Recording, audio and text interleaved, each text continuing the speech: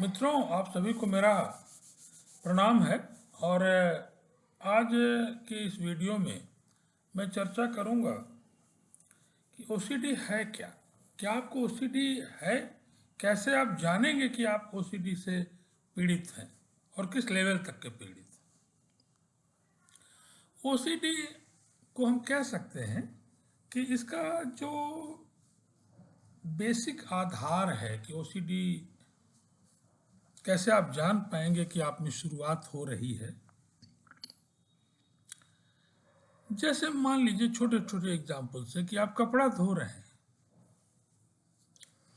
और साबुन सोच रहे हैं कि निकला कि नहीं निकला कपड़े से, उसको बार बार पानी से धो रहे हैं। एक बार, दो बार, तीन बार, पांच बार, पागलपन के हद तक आप पानी से धो रहे हैं और बार बार सूंघ रहे हैं तो थोड़ा मोड़ा आपको गंध आ जा रही है। जैसे लगता है कि आप कोई माइक्रो टेस्ट कर रहे हैं। ये एक ओसीडी है। पूजा करते समय मूर्ति के सामने प्रणाम आपने किया, मन नहीं माना, कह रहे यार हमने तो बैठ के प्रणाम नहीं किया। प्रणाम बैठ के भी किया तो दाहिना हाथ पहले नहीं उठा। बैठ के प्रणाम क्यों किया, लेट के क्यों नहीं किया? ये सारी चीजें समझिए कि आप ओसीडी से धीरे धीरे ग्रसित हो रहे हैं। डर और ओसीडी एक दूसरे के पूरक हैं। जितना ज्यादा आप डरेंगे अपने जीवन से, अपने भविष्य को लेके, उतना ही समझिए आप ओसीडी के गिरफ्त में आ रहे हैं। ओसीडी के भगाने का सबसे बड़ा अस्त्र है कि आपके मन में ये बैठ जाए कि क्या होगा, जो होगा सो अच्छा ही होगा। प्रभु इतना दयावान है कि मेरे लिए कुछ खराब नहीं करेगा। तो आप देखेंगे पूजा में भी आप कपड़ा पहन रहे हैं, कोई कपड़ा आप पहने और वो गंदा हो गया लेकिन वो शुभ आपके लिए है, आप फिर उसको पहन रहे हैं ये सोच के कि कुछ अच्छा ही होगा क्योंकि इसको पहनने से अच्छा हुआ है। ये भी क्या है, अलग अलग रूप ओसीडी के हैं। और सबका निदान है आपका कॉन्फिडेंस। कॉन्फिडेंस कैसे आएगा? ज्योतिषीय विश्लेषण भी इसके लिए बड़ा इंपॉर्टेंट है। अगर आपके लग्न लार्ड मजबूत हैं और मंगल आपके मजबूत हैं तो आप निश्चित रूप से ओसीडी अगर आती भी है तो बहुत जल्दी रिकवर कर जाएंगे। अगर मंगल अपने घर के हैं, कहीं भी किसी भाव में, उच्च के हैं, मीन्स मकर राशि के हैं, जहाँ मंगल लिखा वहाँ 10 लिखा है, या मंगल जहाँ लिखा वहाँ 1 लिखा है, 8 लिखा है, अपने घर के मंगल हैं, तो निश्चित रूप से आप ओसीडी से बहुत जल्दी रिकवरी आपकी होगी। हनुमान जी की पूजा श्रद्धा के साथ ट्रस्ट करते हुए अगर आप करते हैं और उनके ऊपर ही सब छोड़ देते हैं, आपन तेज समारोह आपको तीनों लोग हाँकते कांपे, अगर ये भाव मन में आपके है तो पक्का जानिए कि ओसीडी आपका कुछ बना बिगाड़ नहीं सकता।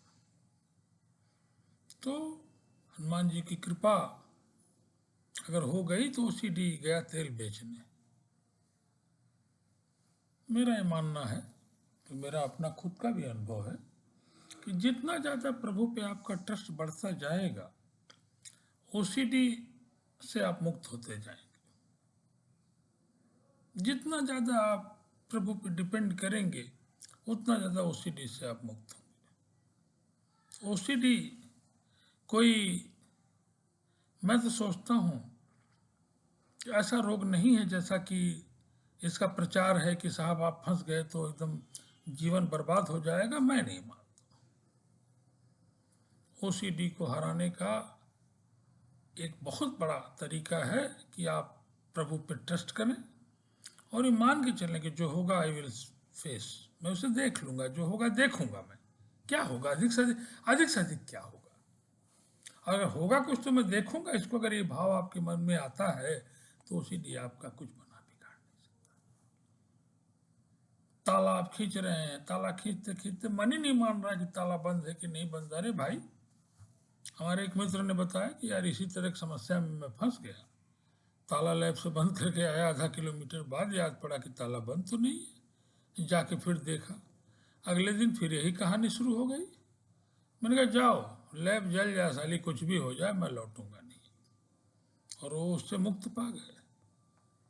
तो अगर आपने सोच लिया कि जो होगा आई विल सी, क्या होगा अधिक से अधिक, तब आपका ओसीडी क्या, दुनिया का कोई दुश्मन आपका कुछ नहीं कर सकता। ओसीडी भी आपका क्या है, एक दुश्मन है, छोटा दुश्मन है। बड़े बड़े दुश्मन भी आपका कुछ नहीं कर सकते। और इस कॉन्फिडेंस को बिल्डअप करने में हनुमान जी की कृपा बड़ी इंपॉर्टेंट है। क्यों? क्योंकि ग्रहों में सेनापति का बड़ा रोल है। आप जानते हैं कि सेना में अगर सेनापति आपका अच्छा नहीं है तो आप जान लीजिए कि आप बहुत कमजोर हैं। चाहे शुजाउद्दौला का केस रहा हो, चाहे वेनेजुएला में भी देख रहा हूं कि जिस तरह से वहां पे हुआ, निश्चित रूप से उसके जो नीचे के अधिकारी थे वो लोग उनकी सुरक्षा नहीं कर पाए। तो मेरा तो यही मानना है कि आप हनुमान चालीसा, बजरंग बाण को रोज नियमित रूप से पढ़ना शुरू कर दीजिए। देखिए कैसे ओसीडी आपका छू मंत्र होता है। मित्रों, बहुत बहुत आप सभी को मेरा प्रणाम है। और इसी के साथ मैं इस छोटी वीडियो को क्या कर रहा हूँ, विराम दे रहा हूँ। Thank you.